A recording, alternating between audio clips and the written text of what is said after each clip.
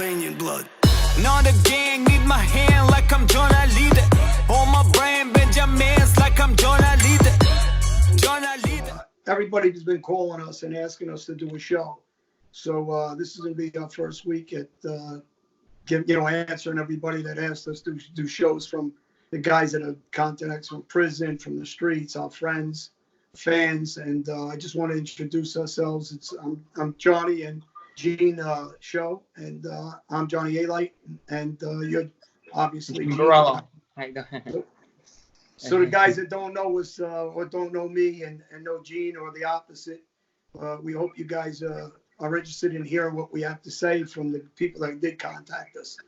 And we're going to do a weekly show, and we're going to try to address everything that everybody's asking us to talk about. And one of the things is, a lot of guys are asking us to talk about different mob guys that you know and I know, and that they're interested in hearing about what's really the facts about what they're about and what they're not about.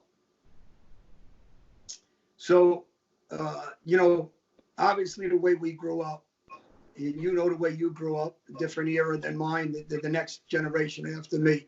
There's a lot of haters out there, guys that are going to just hate. And, we got a good song that we both like by Drake, right? Yes. Called Energy. Yes. I think it represents us, right? Both of us. Yes. So, we're going to play that for you guys. And during the show, we'll constantly hit that up. Peter, our producer, is involved with us, Peter Black. Yes. And, I think you guys will get a kick out of some of the things we're going to talk about and say. I think they're really going to enjoy it because, we, like I said, we speak from the heart. We tell it how it is, and people don't like to hear the truth sometimes, but we're going to give them the truth. You know what I mean? And you want to jump it off? Yeah, well, let me talk a little bit before, like what we talk about COVID-19 and the seriousness of that for the guys that are in prisons, that we know, try to keep yourselves as safe as possible. And for the people in the public that are dying, or know people that are sick, or know people that are dying, our best wishes go out to them. And, hopefully we get through this as a neighborhood and as a country and stuff. And it's a terrible thing. But, we talk about keeping things positive, and that's one of the things we got to strive at, keeping this positive too. All right. And like I said, this COVID-19, it has no name on it. It's attacking anyone, old people, young people. It's killing everybody, and people really need to take it seriously because it's really like a movie outside right now. There's no one outside, man. Everyone's inside. Everyone's scared to death. It's really dangerous, man. Hey, you know what? Somebody just texted me, and actually earlier today, and said this is like a Twilight Zone movie. Like, people really like some of these movies that you see. This is realistic. This is crazy. You go to the beach or something, you do something, you let your guard down, kind of like the street, right? You let your guard down for 5 minutes, and you can get killed. And with this disease, if you touch the wrong thing, come into wrong contact with somebody, you lose your life. So they got to take it serious. People got to really think about this. You only got one life. And what's getting me nervous is that they say the heat kills it, but Florida and California have tons of cases of it. So how does it? Yeah, I think that they don't know enough about it, because same thing with Brazil. Brazil's got a ton of cases, and it's, it was the summertime there, and so it doesn't make sense. I don't think it's like a typical flu, obviously. Right. And, so anyway, I want to move on to a little bit before that about politics, and we're both Republicans. We both like President Trump. Right. And I think that one of the things I think we got to say to people that are from the States and other countries, because we got a big following of people that know us from different countries. Let's not buy Chinese no more. Anything that's labeled made from China, let's blockade it, where we'll start a trend with people, and let's go back to really, appreciating America. And exactly what the president said, you got to have borders. I said, if you don't have borders, they're going to come in with different diseases, terrorists. This is a thing that really opened our eyes at how easy is it for terrorists to come in and do the same thing with some sort of virus. Now, this is 2020, man. This is like one of those movies that you see in futuristic in 2008, but this is 2020. So what the president's saying is real, man. He's got a good foresight of seeing what could happen, and it did. And then on another front, I would talk about my lovely woman that I really dislike. Oh my God! I already know who you're gonna say. Oh my God! And look what she's doing. She wants to give money, and they allocated money for illegal immigrants in this country. But we got veterans that need better care, as far as, mental institutes after coming back, PTSD, coming back as far as care from after their injuries, losing limbs. And then you have them, a lot of guys that are homeless and on the street that are veterans and regular Americans. Yet we don't support them. And a guy from California, San Francisco, was talking about it. His father was a captain on a Navy ship, and his grandfather was. And he made a lot of sense. And he says, why aren't we helping them, but we're helping illegals? It doesn't make sense. Not at all. They can't explain that. Why are we leaving Americans not being taken care of? She basically, you understand what Nancy Pelosi's whole objective is, just to make Donald Trump look bad. So anything that she can do to make him look bad or make him look like he's lying or against the people, that's her objective. That's all she cares about. She don't give a fuck who lives, dies, or nothing. She just wants to make sure he gets out of office. That's well, it. You see what she said. She said in March, let's go eat and go eat Chinese food. And President Trump is, a racist and this nonsense for closing the borders. After they seen it was a correct decision, they went back and reversed it and they attacked Anderson Cooper, whatever his name is, Schumer, Pelosi. But if you go back and look at their videos and what they said, they made fun of Trump. They attacked him for reacting too soon, and he happened to be 100% right. Now they're saying he reacted too slow. But if you go back, videos are videos. That's a good thing. You can catch them all in their bullshit. Listen, you have to love Trump. I'm going to tell you why. Because he says what people don't want. He says what people really want to say, but don't have the balls to say it. And people can't handle the truth. So he puts it out there what he really feels and what's really going on in the problem in this country. And people don't want to hear that. You know what I mean? Well, they want to hear the make-believe stories. You know what I mean? To make them feel better. They don't want to hear what the real problems are. So he's one of the best. He is the best president to me.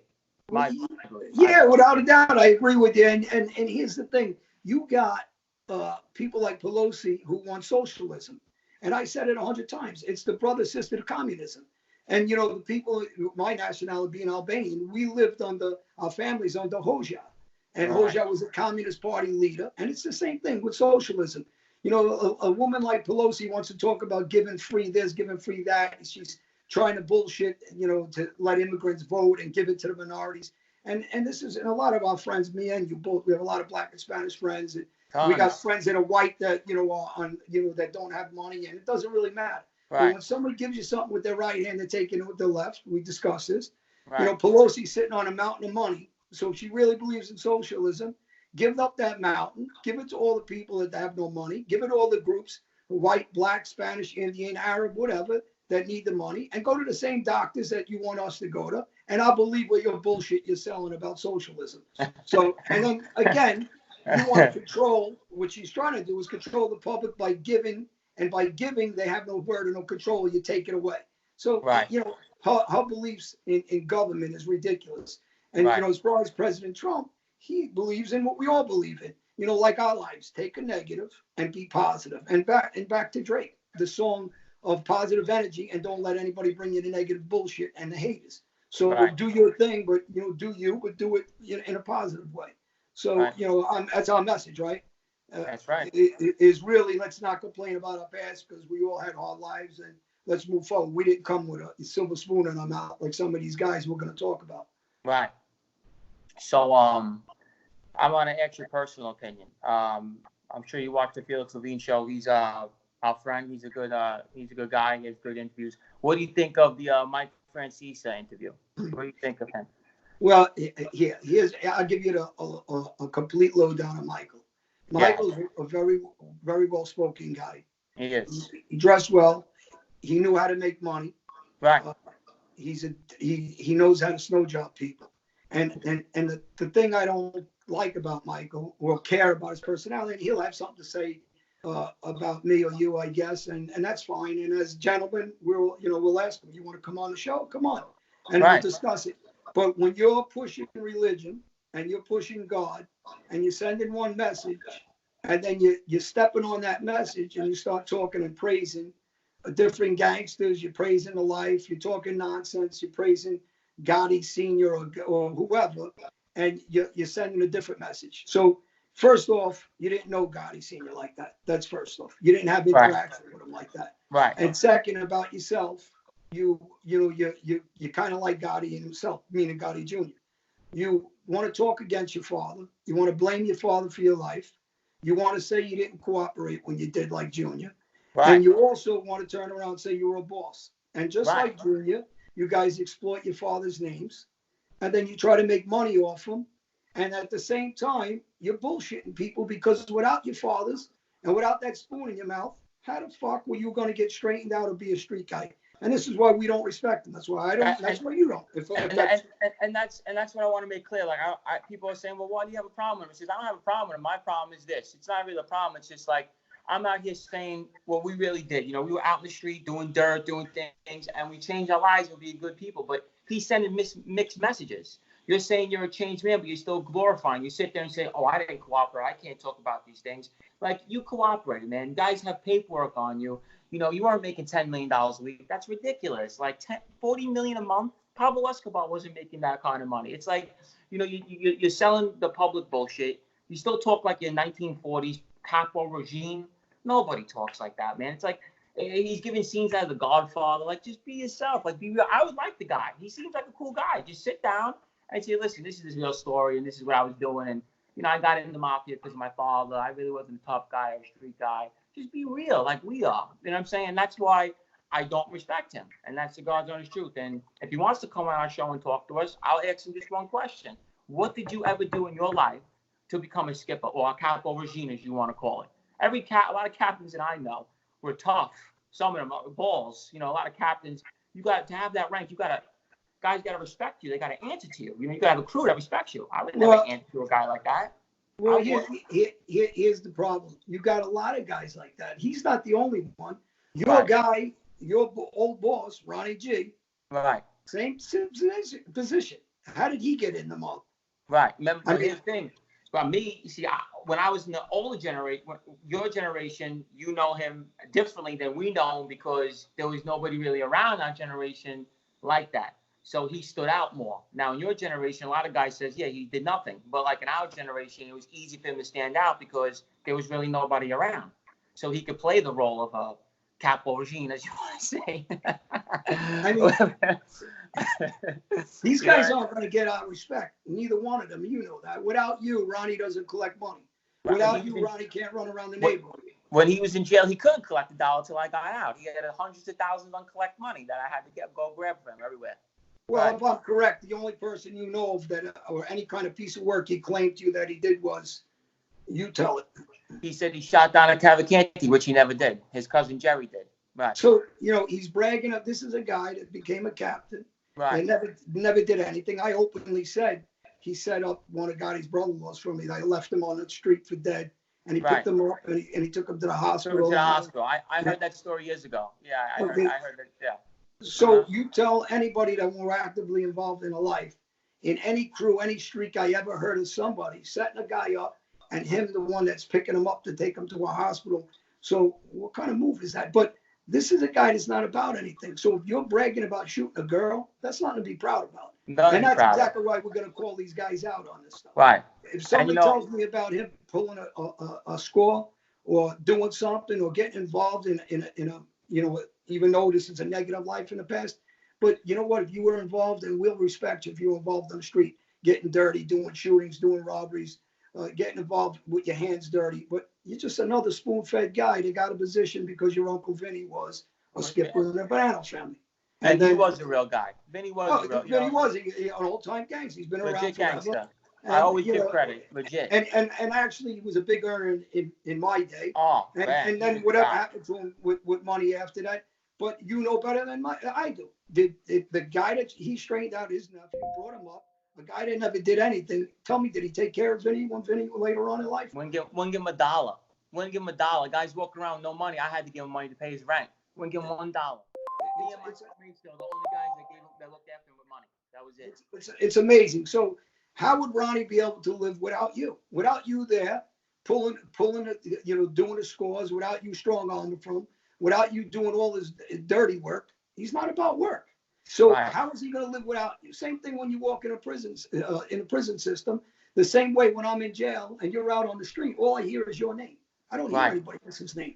So, you know, whether I knew you and your family, which I'm very good friends with since I'm a kid. So whether I knew you and I you know, your uncle, Fat Andrew Ruggiano, who's a serious boss in the days and straightened out by Albert Anastasia, your cousin Anthony Ruggiano was my friend, and Albert, you know, your other cousin Johnny Boy was my good friend. I mean, but these guys were get down and get dirty guys. Guys were nice guys too. But you're not going to get our respect if it wasn't your family or not. They ain't going to get our respect either if they pretended and they were frauds and pretended to be something they weren't. Right. Then we wouldn't respect them. Correct? I mean, you know, so this is the problem with a lot of these guys. They're trying to project something they're not. And yeah, I got an issue with it. You got an issue with it. Right. And to also go to the next topic, what do you feel about John Gotti Jr. becoming a Latin King? Let me ask you a question. I mean, I hate to bring this name up because they love the attention, but it's just, you have to talk about it for a few minutes. I'm sorry, because me and people that I know and regular people, we die laughing over this because he really still believes like the media still believes like he's a gangster. It's so funny. Well, you know, again, the people that don't understand the street. Right. They don't understand how he don't come around the mafia neighborhoods and he's not like around. Well, he got chased. In his fucking cabin, right? Yeah. So, you know, the problem is, and, you know, you spoke to some of the guys who were in the penitentiaries with me in Brazil in 2005. Right. You've been speaking to them lately, especially, and they told you how we got the messages in those jails. And Gotti started cooperating. He made a meeting to be Queen of the Day. And for the people that don't understand what Queen of the Day is, it's an introduction to meet the FBI. Wait, that's good. Explain to them because people don't understand what that means. So we can tell the public what Queen for a Day means because I know what it is and you know what it is, but a lot of people don't. So explain to them. Go ahead. Well, there is no snow job about, you know, they invited us to come in. No, when they ask you to come in and you walk in with your attorney and you sit down for what they call Queen of the Day, which is a proper session. And that proper session is you sit down, they ask you any question they want, and you're there only to give up information against street guys. Doesn't necessarily have to be mobsters. It could be mafia. Now interrupt you. Let me ask you a question. Whether you lied to the feds or you told them the truth, once you sit, what are you labeled in the street? No matter what. You're done. You're right. That's it. Okay, so now once you sit, like it don't matter, like me, I keep it real. Once you sit in that chair, when I was a regular street guy and someone called me and said, listen, this guy sat, but he lied to them. He's a rat. That's it. There's nothing else about it. Well, you know, the problem is once he ratted, the paperwork's out, he did videos. We all know that. He's not really a subject to talk about because he's not a street guy. He's not. Right. He, you know, whether people like him or dislike him, that's up to them as a person. Right. And the message is, and we're going to call guys out, is, are you fake or you not? You're not about nothing, and that's it. He's not. So, you know, he's a spoiled guy like, you know, a lot of these guys we're going to call out. You know, you could say about Michael, you weren't, you know, Franzese now, you didn't get to no fist fights. You weren't, like you said, you didn't even squirt a water pistol, right? We joke about it. You didn't use a gas. But the truth is, that's fine. If you're, you know, a Tommy Gambino who's just a nice guy that was a businessman that got involved in a life, that's his business because he projects himself exactly what he is. But when you project yourself as a street guy, tough guy, running around and getting dirty, then yeah, we're gonna call him out. All these. I'll be honest with you. One of the nicest guys I ever met was Jerry Asaro. He was the nicest guy. You never even know. I mean, you like Jerry, and you know, I got so friendly, super friendly, man. Yeah, and you know, I'm on a different thing. I didn't have a friendly basis. Yeah, he was so friendly. It was different with me, and again, we'll keep it real. Maybe he was. If I would have met him on a different term, maybe I would have liked him. I don't know. Right. But you know, I don't have. At least I gotta say one thing about him. He didn't run around the neighborhood trying to act like he was a killer. He didn't. He didn't do that. Right. So, you know, I can respect him on a different level. You know, but these guys that want to walk around like they did something, they're about something.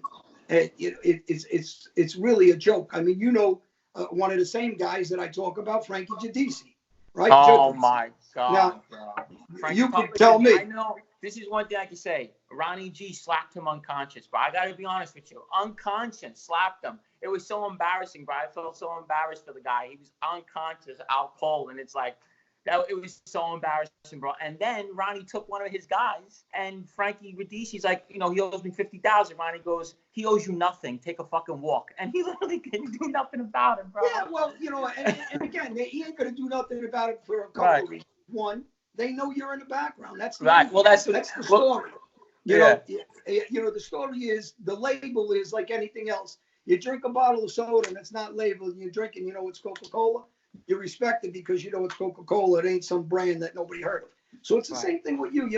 And guys ask me, why do we get along so well? It's not so much your family, because I relate to you. I listen to you like other people do. You're a real guy. You've done what you did. You changed your life. And this is the whole point, right? We want a positive message to the kids. Right. Don't buy into this bullshit, these fake guys. Right. Don't buy into the guy that's claiming he shot a girl and never did anything else. Right. He never shot. Don't buy into, Michael's stories. I'm a cop of regime, whatever he wants to say. But, come on, man. We'll steal your milk money. So, stop your nonsense. Be a guy you are. I hate to talk like this, but he says he used to keep 10, 12 million in his house. I wish I knew he had 10, 12 million in his house. Well, I want to know what he would do if he knew you were coming for it, or guys. Oh my God! What's going to be his? What can he possibly do? The only thing you can do is try to make a phone call to somebody ourselves to help him. And there's guys out there, that are actively involved in the tough guys, and there's guys in the past as well. But the guys we're mentioning, none of them happen to be tough guys. Not one. Right. They're not about anything at all. Completely nothing when it comes to violence in the street or even making money. A lot of these guys didn't make $1. Well, Michael did, obviously. But, guys like Ronnie, he didn't make no money before we were all around. When we all were, gone, yeah, he made some money. It's like Ronnie One-Up. He became a millionaire. Yeah. Ronnie One-Up, same thing. He was in the street. He never made $1. He was broke. When everybody went away, this same guy. Well, his son made him rich. Yeah, well, I heard, I heard his son made him some money. His son made him rich, yeah. And again, you look at these guys like how he got his money. But the thing is, he's another guy. Go read his opening statement. His opening statement, and we can leave me out of his opening statement. He does his own opening statement in his own voice. He gives up Vinny and Sarah about 5 times in the opening statement. So Vinny didn't like him. Yeah. Well, they hate each other. So Jerry was married to the sister of Nancy, was married to Ronnie One-Up, who everybody knows. We had a dinner party, and I was the godfather of his daughter Bliss, and Vinny Gotti's wife Camille was the godmother of the baby we had at Bella Vita. That picture's out there from when we were young. But now Ronnie comes in and he does that opening statement. He gives up Young Guns. He gives them up during his opening statement, and he throws them under the bus to kill any chances they might have or try to have for appeals. Besides giving that, he gives up. He allocutes to being a gangster. He allocutes to the existence of the mob. He allocutes to a position in the mob. And then he throws me and Junior under the bus 14 times that we are partners in the drug business, me and Gotti. And then he says, also, coming back to me, if he wasn't nice to me and said hello, I'd kill him like I killed everybody else. He was afraid of me. So these are his own words. He can't say a lawyer said it, he said it. Right. Now, the guys in other crews and everybody is hearing these statements, where's everybody at? This is the question to tell these kids that want to join the mob. This is what we're dealing with. Or Joe Messina, who became a boss that went to trial, similar to Junior. And then after he lost trial, he ratted. So, people under the belief once Junior, was queen of the day, he went to trial. He didn't go to trial. He went to trial. If he loses trial, continues ratting. He never does a day in jail. He's not going to fit anybody. He wouldn't take the stand, and whatever, his deal fell through. But he still cooperated. So we're going to call everybody out, in these positions that did these things. Right. And like I said, eras were different. Your era was more dangerous. Mine was not as dangerous. But like I said, my captain, who I answered to, he got the shine in my era. So we didn't really know, my guys didn't really know how he was back then because we weren't around. We were younger. So he played the role very well for now. But you personally, I wasn't around anymore in the Navy because I know when we were around, he didn't do it. Obviously, he's telling me to shoot a girl. But when I wasn't around, did you ever see him do a piece of work? You ever hear him to do a piece of work? You ever see him do a robbery? You ever hear him do anything? Nothing. Yeah, I think this is the point, so guys don't follow this nonsense. Right. And when you went to jail, did he help you out? Nothing. Did he send money to your family? Nothing. But he had money, right? Only worth about 25 million. I mean, that's it. So his loyalty, it wasn't you. Once you were gone, that was it. I did everything for this guy, man. Literally, I did everything for him. And how about the other guy, Gotti's nephew? He worked for you. Right. Because that's a kid that sat in the car with the detectives or whoever your agents, and he was talking all crimes in his car. He was talking about all crimes in his car. So he talked about you. He buried you with a girl. Bragging to a girl. Yeah. Yeah. So he buried you. And then the first thing he does when he gets locked up, he invites the Daily News in and tells him he said he had to live up to his name. That's why he commits crimes. I'm like, come on, this is such a comic show, bro. How do you do that? Yeah, well, he invited the Daily News in to talk to him in Rikers Island. I swear to God, it's over the news. Yeah, it's really crazy. I got to tell you. So our message really is we're trying to show you how fake all these guys are. How fake it is. We're not we want to explain. We're not trying to talk down to them. We're trying to show the people there's no point in getting involved. It's a joke. It's a persona. It's not real. You know what I mean? It's pretend. It's all smoke and mirrored. It's all bullshit. You might have one guy that's doing real stuff, and the rest of them are just living off and ain't doing shit and just sitting back collecting money. So all you kids out there that want to get involved with this joke life, you get nothing out of it but pain and grief. That's it. Well, and to that, we're going to talk about some of the programs that you just recently got involved with me with Second Chance program. It's a program that was started by Paul Newtell and his wife Tiffany and Michael Harry O'Harris, who's in jail for 31 years. Great guy, founder of Def Jam Records with Suge Knight. Suge Knight screwed him, in my opinion, real bad. And Michael's advocating from prison, helping kids. And people say Black Lives Matter, and we all talk about Michael, and everybody talks about Paul and Tiffany about, and yourself now. All lives matter. It doesn't matter black, white, Arabic, Indian. We don't care where you're from, what you did. We believe in hopefully giving people second chances and doing what I'm doing, the right thing. What you've been doing now is doing the right thing and passing that positive message. And really, that's what it's about. And that's why we're telling people about these other characters, because if you follow this nonsense, you fall into the trap of bullshit. And these guys aren't about anything. We were down there doing the work, and we want kids to understand. We're telling you firsthand. And anybody that disagrees with our message, we welcome you to get in touch with us. And that song that we play by Drake, Energy, it's for you guys that are sitting there hating, talking nonsense. And any of you want to sit with us, Frankie Jadis, so everybody, we welcome you on the show. We'll put you there. You can sit. You can talk your piece, give your side of whatever we're saying, or anybody else.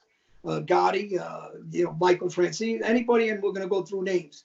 Ronnie, one of them, you want to have somebody, because you're in prison, have somebody speak up for you. They straightened Frankie.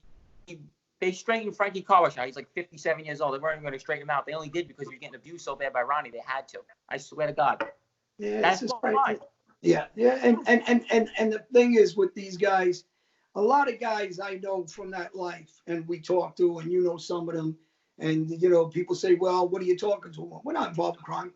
I ain't going to run away from guys that talk to them. I mean, so the thing is this. Some of these guys, we're not Jehovah's Witness. I've said it before.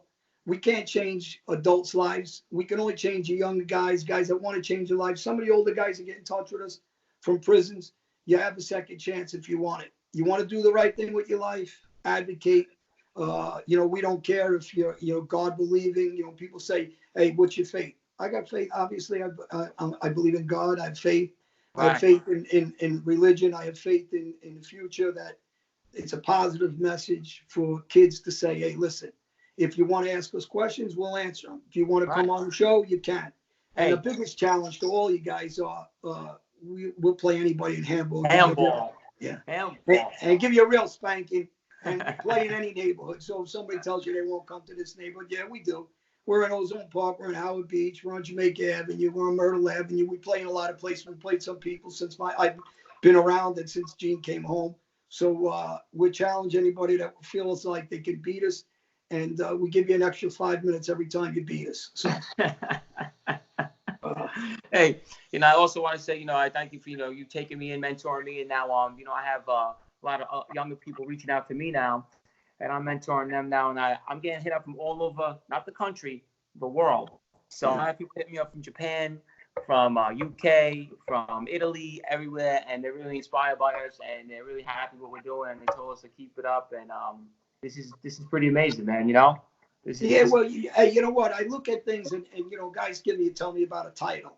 And, and I don't want to knock guys, that like Al Diaco or Ralph Natali or, the boss of Philly or Leonetti that was there.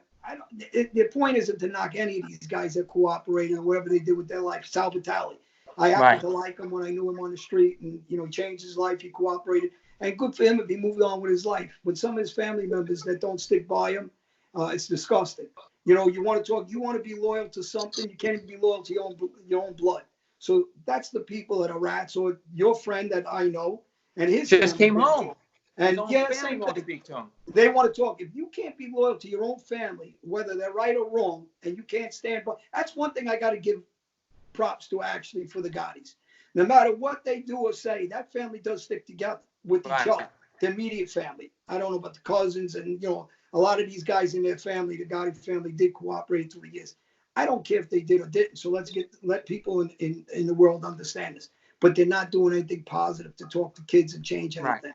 They want to send a bullshit message, and they've been kicked out of the mob. That's why it kind of irritates me. I won't use the word infuriates me. But why not send a positive message? Guys like Sal Vitale, I don't talk nothing negative about the guy. Actually, the guy went, he's wherever he is, and he kept a positive thing with his life, and he moved on. So when these guys aren't doing the right thing, yeah, we do got to check them. And when their family members turn their back on them, if you can't even be loyal to your family, how do you think you're going to be loyal to anything on the street? Right. That's so true. My buddy, he just got out of jail, and his whole family won't speak to him, his own family. And he always says, he goes, Gino, you're so lucky because your family stood by you. You know what I'm saying? Like you got a good family. I mean, I know your mom's great to you. Your aunt, your aunt actually was looking at and really looking out for you and talking about you. I got to tell you, your cousin. So you're blessed that way. And some of the people, some of us don't have great families like that, and they still got support groups like Second Chance Program or like what us. People get in touch with us from all over the place, like you say. Right. And we go to, we're going all over schools, one-on-ones, group talks. Brownsville, Brooklyn, we got involved in. Actually, you missed that one. Brownsville, Brooklyn, you got involved somewhat with me on that. But when I did the talk with, the congresswoman, assemblyman, and all the people, and some of the dudes that were in prisons with me in the black community, I mean, it's really a positive message that it doesn't matter where we're from, what neighborhood. We were from the street. We know more gangsters that are black and Spanish, I think, than anybody. Right. And I used to call us when I was in Rikers Island. I would call my friends like, "Bro, give me 7 of these kids. We'll take a neighborhood on, bro." I swear. And the shame is, I know they're tough, wild kids. So when someone talks to me about ethnicity and say, "Well, he ain't a gangster. He's black or something." First of all, don't disrespect somebody. A man's a man. And our message to those street guys that we know, and some of them maybe never getting out of jail, and some of them are out there. Change your life, man. Change your life because we respect you. Respect you no matter what you're doing, but do something positive like the Second Chance Program, and do something positive. Talk to some kids in schools and on the street, and people that have been locked up, and they're involved in different programs like Restart programs or some of the things that we're doing. And really the message is, when you go to jail, everybody knows Gene. They don't know some guy that comes off like he's a cap. No one gives a shit what somebody is, and he's got some title some fucking other guy gave him because it was his father or brother or cousin, and it's nonsense. Pete Gotti's another example. I like Pete Gotti. I happen to thought he was one of the nicest guys around, Pete Gotti. And unfortunately, he was a sanitation worker that got thrown into the mafia. He ain't a killer. He ain't a shooter. He ain't a robber. He was really a good guy, and he had a good family, and his family got destroyed. It was a disaster. I won't get into everything. His daughter testified in grand juries, and she was a nice girl. And the problem is the family got dismantled, and the guy went to jail for life, unfortunately, and he really was a nice guy. There's no need for him. He had a retirement as a sanitation. He would have had a decent, good life for the rest of his life. And this shit life, what it brings, it was nothing but pain. Guys are dying in jail, victims of mine and other people, their families. It's a shitty life. It really is. And that's what we got to keep pushing. And you know what bothers me the most with guys like me and you? They always call us the thug, the monster, the animal, all that stuff. But where's the mafia without the thug, the animal, and the monster? How do they get their money? Like you say, I was always labeled this animal and all this, and that. But without me, then you're weak. You're nothing. Well, So I got to tell you about this. With you, listen, when you're in something, you're all in. You're all in on the street. You're all in jail. When guys are walking in the prison system, whatever made guy, gangster, or anybody, they looking for you. You didn't need to look for them. You stood on your 2 feet. They couldn't stand on the 2 feet without you, just like Ronnie on the street. He couldn't make a living without you there because he needed somebody who's going to be a tough guy. The guy that's really running the streets is you. So that's the message, really. And now you're all in a good way. So yeah, we can't never deny that, and I never denied it. People always say I never should sugarcoat that. I'll never deny all the shootings I did, and things. No, I was a bad guy. I always admit that, but like, I just hate when they label us that. But where would you be without us doing that? Well, you know what I'm going to tell you, I'm a lot older than you, right? I got 20 years on me, and really, the strong message to the kids, the younger guys and guys your age, is really from you, not from me, because you just recently active with all this, and your message is strong because even in the prison systems, everybody knows you. So when I was in prison and I'm getting messages, the only message I ever heard was you. You, the only tough guy in these areas was you. So I got to keep it real. You were the only guy anybody was worried about. Listen, I'm gonna be honest with you. I had so many people complaining about me, bosses, everyone was just like, get this fucking kid off the street. They wouldn't stop me. I was going a little too much, but I was getting a little out of control. You know what I mean? But that actually put a bad bullseye on my back because all eyes on me. Remember, your era, there's a lot of me's. Mine is none. So it's like everything's on me. You know what I'm saying? Well, and that's the reason why I love that song. Listen, I got to really tell you something, because not only Drake's song do I like a lot of his songs. Energy's probably the best one that I like because it relates to us. There's going to be haters no matter what you do, whether you're an angel on the street on a good path and you never hit the streets, or you did something on the street. But here's the thing, and just like the Bible says, and if people that aren't religious don't like his quote in the Bible, you know what? No one's perfect. No one never does anything never did a thing in life that they didn't do something wrong. Everybody did something wrong. Okay, we did a lot of things wrong. And unfortunately, but we can't change that. The only thing you can change is moving that in a positive direction and helping kids. Because I know one thing, if I was a guy that was a young guy that had kids out there, I'd rather see you taking care of them, the guy that knows about the street, and you're going to change their lives and make sure they never go on that path. Because that's the most important thing, is you have the experience of not bullshitting. You weren't some guy that somebody stuck a spoon in his mouth and silver spoon and you had a great life. You've been in trouble since you were a little kid. Yeah. And you fought since you were a little kid, and you shot since you were a little kid, and you robbed since you were a little kid.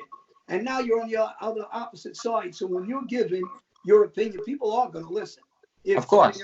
Michael Franzese gives an opinion, he can't, because he didn't live this type of life.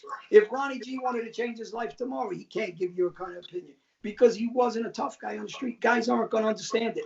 But if you can go to Jamaica, or you can go to Brooklyn, you can go down to East New York, and you can talk to kids, they relate to you because you've been with them. You've been in the grind. You came from nothing. You lived this life. So that's the most important thing, really, for the message, honestly. That I don't know anybody, and back to Drake, that they're going to talk shit no matter what. We ain't never going to stop them. And the only thing we can tell them is when you keep talking about, when guys are talking about coming for you, well, come on. Hey, you know what gets me so mad sometimes too? Because like I did a lot of time in Rikers Island. I did a lot of time in there. And I was always usually the only white kid in the block because all of them used to go to PC. So these kids make stories up on me that they were in there with me. I know that every time I was in a cell block in Rikers Island, I was with so many gang members that are out to this day. There was no other white guys in there with me. So they're telling these fake stories that they were in there with me. When I was in there, I was constantly attacking gang members, fighting with them, being jumped, everything. And that's not bragging, it's just the truth. And like I say, I have respect for those gang members. I really do, because they had balls. They were real tough guys. And I had a lot of respect for them. More than my own people. How about that? How about that in the street? That they would do. I had rather have 5 of them than 100 of them. I swear. Here's the thing. I think I told you about a small tough kid from Jersey, Fonz, in and out of jail, fighting like crazy. Him and his brothers are all tough kids, all of them. I met him when I first came home. They know my sons. They're from Jersey. They're really in and out of jail. The one brother, the other brother got locked up a couple of times. One did one of the place. but they're fighting and they're nice kids. They're not no Right. tough, they're not punk kids. They're really gentlemen Right. kids and tough. And really, they change their lives too. They come home, they change their lives, and it's the same message. And they really get it too now. And I tell everybody the same thing. I tell you and we the same messages. You want to punch somebody in the face, you want to hurt them, you just hurt yourself. Right. Don't keep hurting yourself. There's nothing to prove to anybody. Everybody knows. They're welcome to come, and I say this, anytime they want. You got the wrong guys. If you want, come talk with us. You play handball with us. Or if you're going to talk that crazy shit, well, then I guess you're going to come. I says, well, I'm waiting, or we're waiting. Right. This ain't, us saying anything, but we will protect ourselves. So Right. that's the best way to say it. Or what they'll do is they'll kill us 50 times through a computer. You know what I'm saying? Well, I'm gonna that's kill always you. done. They look what they do to the president. What do you say? Wait, trigger fingers turn to Twitter fingers. Yeah. Well, there's always going to be these trolls, man. I think it's hysterical. Yeah, You're dead. I'm making a fake Instagram on you. Listen, you got to remember something. They're haters. They're jealous. They're Of mad course. that you're living a good life. And the part that you get them really now is you got a book coming out. I got another book, Darkest Hour 2, coming out. We're going to be filming pretty soon because of the virus that got slowed up. We're going to be doing that. We got a new song coming out. Both of us have a couple songs out now. So there's a lot of good things on the horizon, and people are going to hate that. They don't want to see Gene do well because the haters are always going to hate, no matter what. Doesn't matter what you do, they're going to hate. And then the good people, the 99% of population, is saying, "Hey, good for you, man. Send a good message." So as a guy in my position, watching and hearing about you for the last 10, 15 years, honestly, I can't say, and really, and I tell your family this. Really, honestly, I'm proud of you because you came out the gate with the right mindset. And, guys will say, hey, oh, he yelled. Listen, we're always going to yell. The difference is you're not reacting like you used to. You're allowed to yell. It's the freedom of this country. You're allowed to talk, but don't react like you used to, and you haven't, and you won't. And I got confidence you won't. And it's an everyday thing. Each day that goes by, because you got a lot of positive things in your life now. And those people that are jealous, man, you know as well as I do, like I said, I'll say it again. You're the only guy I heard in this neighborhood for 15 years. And not because I know your whole family, but the truth is the truth. The only guy I heard doing anything in this neighborhood. Hey, guys used to come up to me and go, how are you not straightened out? He goes, everybody's telling me that from different areas. How are you not done? You're the only guy here doing anything. You told me your father wasn't a made guy. That's why you'd be a boss. Saying my father's not around, or I wouldn't be a made guy. If he was a made guy. I would love for us to sit and talk with my friends. You just have a conversation at a table and say, let's go over some stuff. I'm 36. I confessed to hundreds of crimes.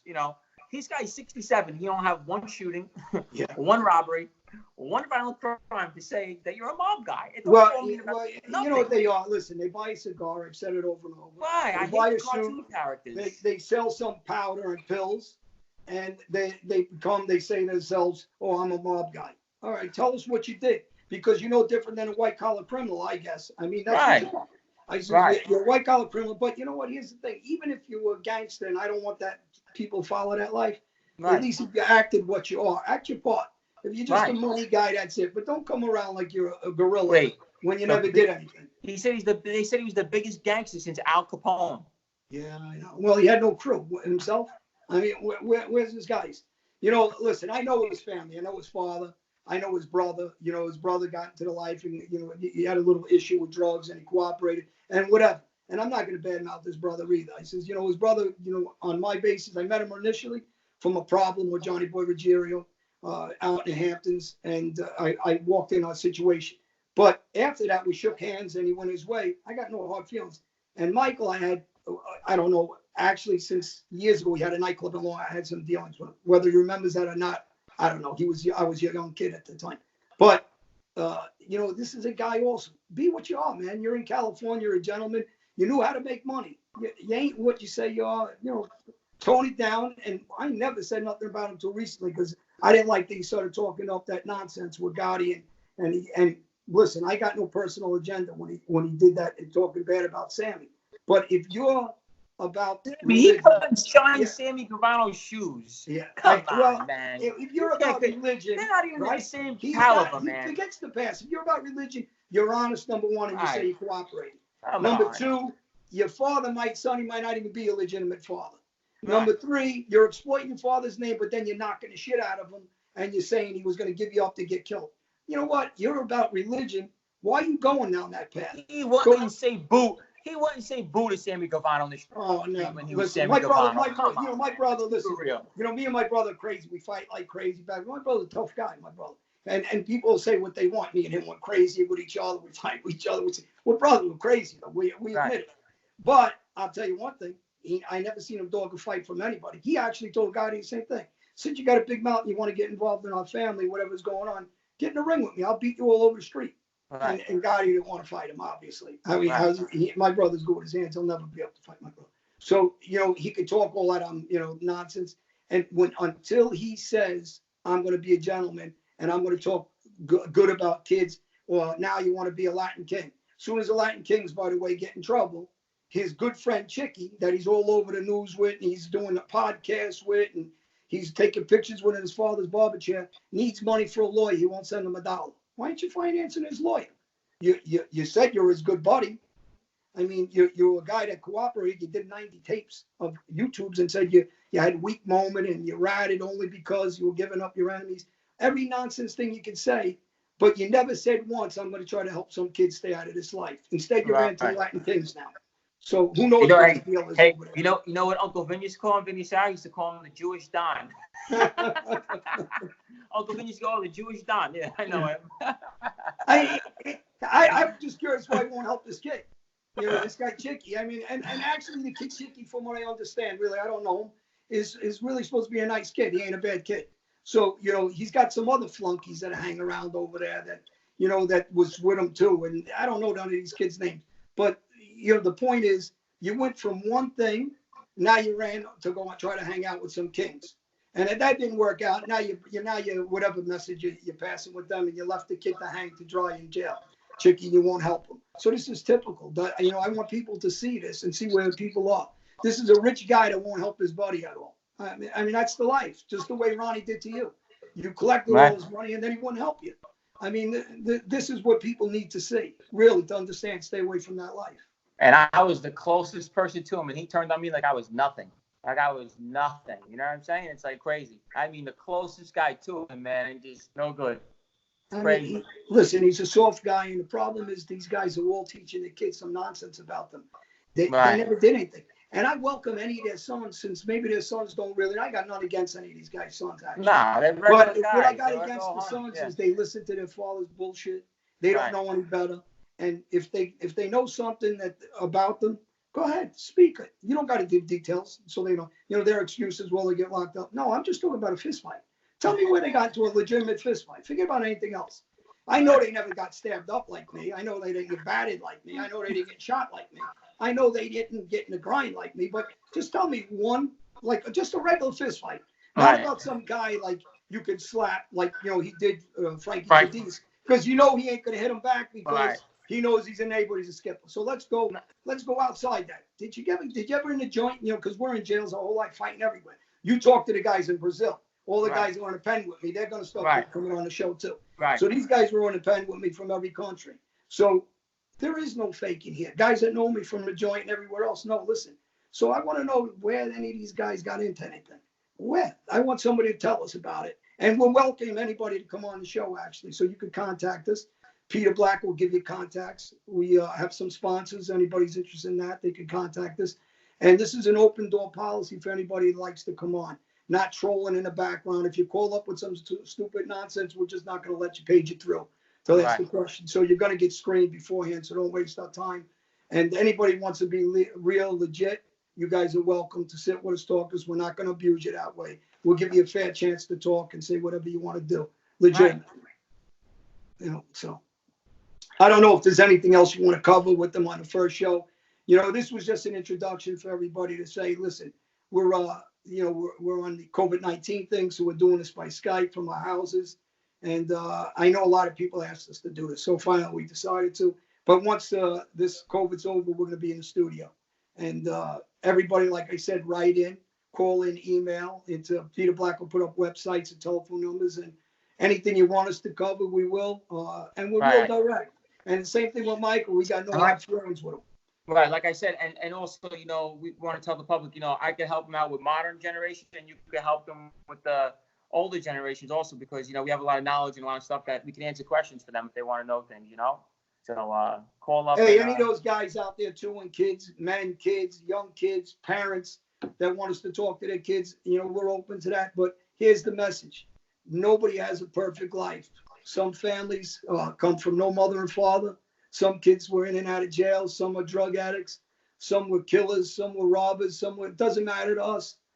Reach out, and you guys, and some of you guys that want to come on the show that don't know us, that in these situations have something to contribute. We're open for you guys to give us a call and come on the show. So we're looking to help and put our hand out and put everybody in the right direction and live a good life. So hopefully we can do that, right? yes. All Okay. right, everybody.